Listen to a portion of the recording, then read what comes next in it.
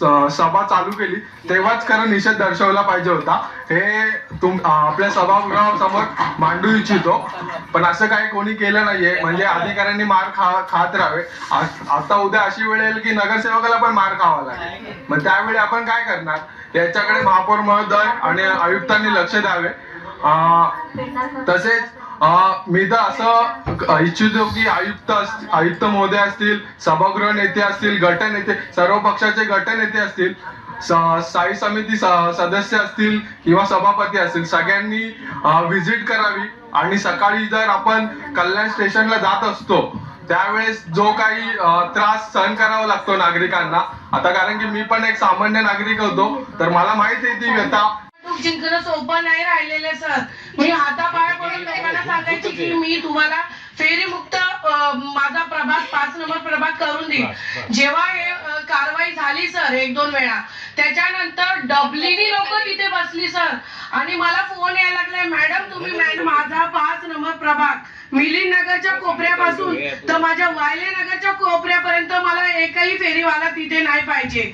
आणि मी तुम्हाला विनंती करते की तुम्ही अधिकाऱ्यांना किंवा तुम्ही स्वतः या, मी स्वतः उभी राहील, मी नाही घाबरणार कोणाला.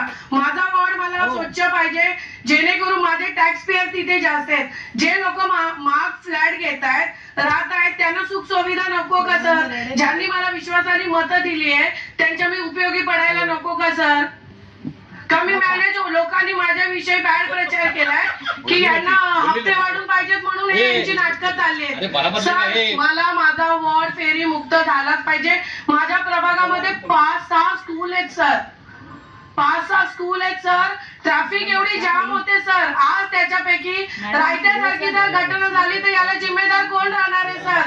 आज मला माझी प्रतिमा माझ्या प्रभागामध्ये क्लीन ठेवायची आहे जी आहे आणि ती मला कायम ठेवायची. मी तुम्हाला विनंती करते की तुम्ही मला त्या अधिकाऱ्यांना सांगून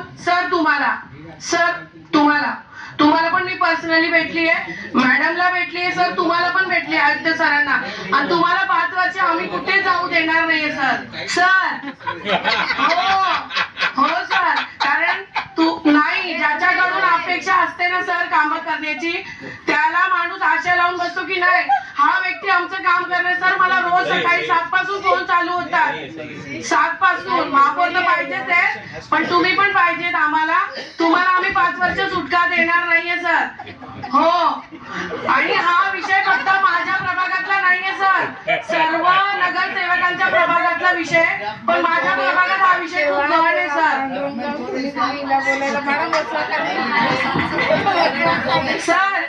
सर मी जास्त बोलत नाहीये. मला माझा